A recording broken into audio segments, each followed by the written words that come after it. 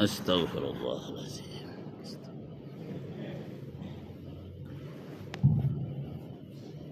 Bismillahirrahmanirrahim. Assalamualaikum warahmatullahi wabarakatuh. Waalaikumsalam warahmatullahi wabarakatuh. Alhamdulillahirabbil alamin. Wassalatu wassalamu ala asyrafil anbiya'i wal mursalin wa ala alihi wa ashabihi ajma'in. Kembali kita bersyukur kepada Allah Subhanahu wa taala yang mengucapkan alhamdulillahirabbil alamin. Berselawat kepada Nabi Muhammad sallallahu alaihi wasallam. Allahumma salli ala sayyidina Muhammad wa ala ali sayyidina Muhammad. Assalamu alayka ya Rasulullah. Bapak Ibu jemaah salat subuh yang dimuliakan oleh Allah Subhanahu wa taala, yang akan menyampaikan penyusul kita pada pagi hari ini yaitu Ustaz Dr. Muhammad Rakib Jamali MA. Kepada Ustaz kami bersilakan. Astagfirullah.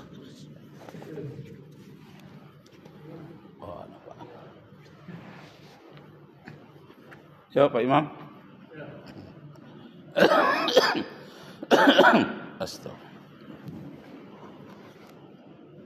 Astagfirullah.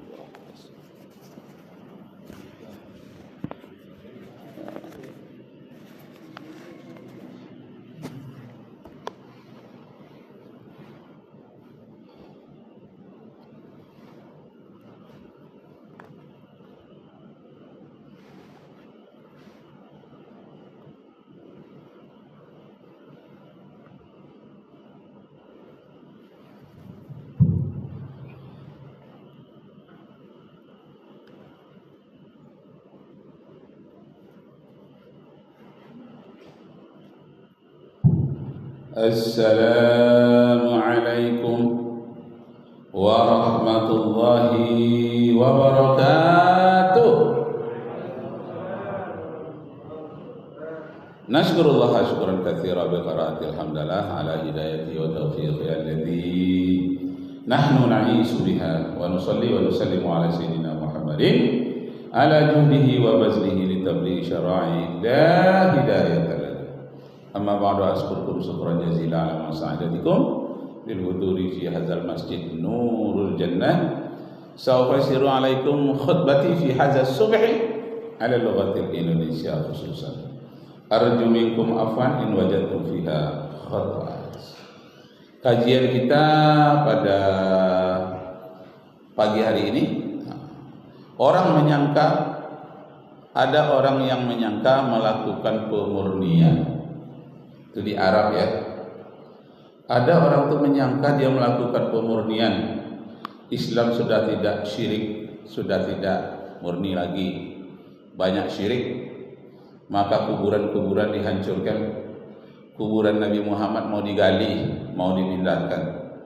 Dia menyangka melakukan itu suatu kebaikan, tapi sesungguhnya dia telah melakukan kejahatan. Kelompok Khawarij. Nah, dalam Al-Quran dikatakan, Qul hal nunabbi'ukum bil akhsarina a'mala. Qul hal nunabbi'ukum, jawablah kepada orang itu, hal nunabbi'ukum bil akhsarina a'mala, maukah aku tunjukkan suatu orang yang paling rugi? Siapakah orang yang paling rugi di dunia ini? Alladzina dhalla sa'yuhum fil hayatid dunya, yaitu orang-orang yang tersesat dalam kehidupan dunia. Wa hum yahsabuna annahum yuhsinuna sun'a, dia telah berbuat jalan yang sesat, dia menyangka telah berbuat kebaikan. Kami mengadakan pemurnian, katanya. Padahal tidak. Kuburan Nabi mau dibongkar, itu adalah pekerjaan orang Yahudi. Waktu pemerintahan Nasruddin Mahmud abad yang ke-18, orang Yahudi ada 2 orang keturunan Lebanon dikirim untuk menjadi imam di Mekah. Jadi imamnya bukan main, buat suaranya merdu, orangnya taat. 2 orang. Ternyata dia kelahiran Inggris, ingin mencuri jasad Nabi Muhammad sallallahu alaihi wasallam. Gagal. Nasruddin Mahmud bermimpi bahwa jasad Rasulullah berbicara. Wahai Nasruddin Mahmud, selamatkan kuburanku. Berdebarlah hatinya. Waduh, saya penguasa tertinggi di negara Islam sekarang ini. Kok saya mimpi dipanggil oleh Rasulullah, selamatkan kuburanku? Maka pada malamnya itu juga tak tahan dia dipersiapkan segala rombongan dari Damaskus pergi menuju Mekah. Sampai di sana diceritakannya mimpinya oleh Nasruddin Mahmud ini kepada orang-orang yang ada di Mekah. Katanya, saya bermimpi ada orang yang mengganggu makam Rasulullah. Selamatkan makamku, kata Rasulullah. Lalu aku bertanya kepada kalian, ada tidak orang asing di daerah kita ini? Orang asing yang rambutnya agak merah-merah. Berpikir, tidak ada. Yang agak kemerah-merahan sedikit itu yang selalu ganti-gantian jadi imam itu. Kadang-kadang dia jadi imam, orang asal dari Lebanon, dia keturunan Inggris. Lama-lama dicari, akhirnya ketemu dua orang tadi. Ditangkap dua orang tadi, diinterogasi, ditanya, kamu orang mana sebetulnya? Setelah ditanya-tanya, rupanya dia orang Yahudi, keturunan yang lahir di Inggris, keturunan dari Lebanon. Ingin mencuri kuburan jasad Nabi Muhammad sallallahu alaihi wasallam. Karena jasad Nabi itu, nabi-nabi bahkan orang-orang saleh, banyak yang jasadnya tidak dimakan oleh tanah. Mereka yakin sekali tak akan dimakan oleh tanah, sebagaimana kuburan Hamzah paman Rasulullah di Bukit Uhud. Itu pasirnya di lereng gunung itu longsor. Maka nampaklah, terbukalah kuburan Hamzah yang jantungnya pernah dimakan oleh Hindun yang waktu perang dengan Muawiyah, Umayyah. Nampaklah Hamzah tadi itu utuh tubuhnya, bahkan darah yang masih ada tubuhnya masih merah, padahal sudah 1400 lebih, 1400 tahun yang lalu. Nah, jadi orang-orang saleh, nabi-nabi itu jasadnya tidak rusak. Nah, maka orang Yahudi tadi mau mencuri jasad Nabi Muhammad SAW akan dipindahkan ke Israel. Mengapa demikian? Karena orang Israel itu iri, dengki kepada umat Islam. Gara-gara jasad Nabi Muhammad SAW di situ, orang mau berziarah ke kuburnya. Orang-orang jauh-jauh dari India, dari Bangladesh, dari Kazakhstan, dari bermacam-macam sekian daerah Cina, itu berlomba-lomba banyak sekali pergi ingin ziarah kuburan Rasulullah. Sekali seumur hidup jadilah. Akibatnya dia bisa masuk uang ekonomi ke Arab Saudi itu begitu banyaknya. Begitu banyak orang masuk, begitu banyak pula uang simpanan Arab Saudi. Waktu itu minyak belum ditemukan di Arab Saudi. Maka kayalah Arab Saudi hanya karena banyak orang mengunjunginya itu. Itulah iri orang apa? Orang Israel. Orang Israel menggali dengan insinyur-insinyur yang otak kepala bagaimana mencari keuangan melalui rekayasa teknologi. Bersusah-susah dicoba di laboratorium, ongkosnya bermiliaran-miliaran, banyak sekali. Tapi dapat hasilnya nanti belakangan. Kadang dah mati orang penemunya, baru hasil penemuannya itu dinikmati oleh orang-orang sesudahnya. Tapi orang Arab katanya tanpa ada teknologi, tanpa ada modal, hanya jasad Nabi Muhammad di situ, duit masuk ke Arab Saudi banyak sekali. Jadi kena iri, dengki mau dicuri lah jasad Rasulullah, dipindahkan ke Israel. Nanti dibuat kuburannya bagus-bagus di Israel. Siapa ingin menziarahi Rasulullah, pergilah ke Tel Aviv, Israel, dijaga dengan ketat dengan baik. Jadi uang masuk berlimpah ke sana. Jadi motifnya ekonomi.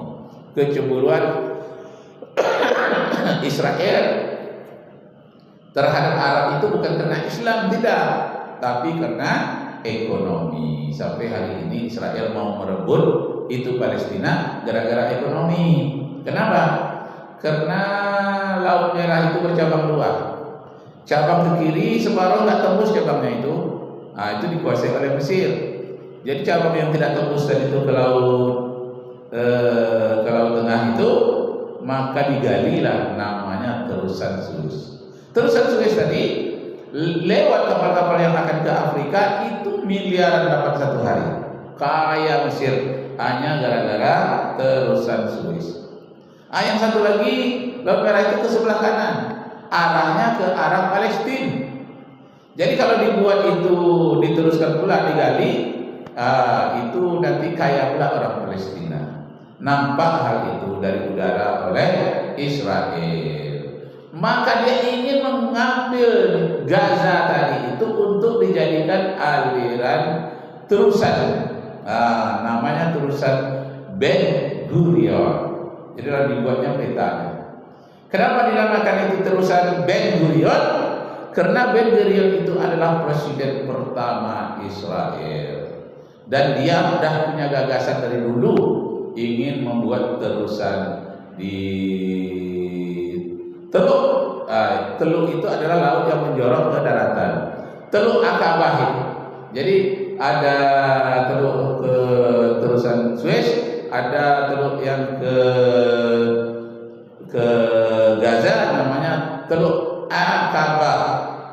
Itu yang ingin diambil oleh Israel, Amerika sekaligus Prancis, Jerman. 4 negara itu ingin menguasai tanah yang dimiliki oleh Gaza itu nanti akan jadi milik negara-negara besar karena ekonomi akan banyak di sana. Kapal yang biasanya lewat di terusan Suez supaya lewat pula di Gaza. Karena itu harus dimusnahkan seluruh orang Palestina yang ada di Gaza. Karena situ lewat terusan Suez dibuat pelabuhan besar di situ, akan kaya raya lah Israel. Israel akan menguasai seluruh kekayaan di Timur Tengah. Bukan saja kekayaan dalam bidang minyak, tapi juga dalam bidang terusan. Namanya terusan Ben Gurion. Sekarang bandara Tel Aviv itu Ben Gurion namanya. Nah besok katanya kalau dia bisa mencaplok Palestina itu, dia akan membuat terusan Ben Gurion. Nah jadi begitulah motif ekonomi kedengkian dari orang-orang Yahudi. Firman Allah dalam Al-Quran, وَلَنْ تَرْضَى عَنْكَ الْيَهُودُ وَلَا النَّصَارَى حَتَّى تَتَّبِعَ مِلَّتَهُمْ.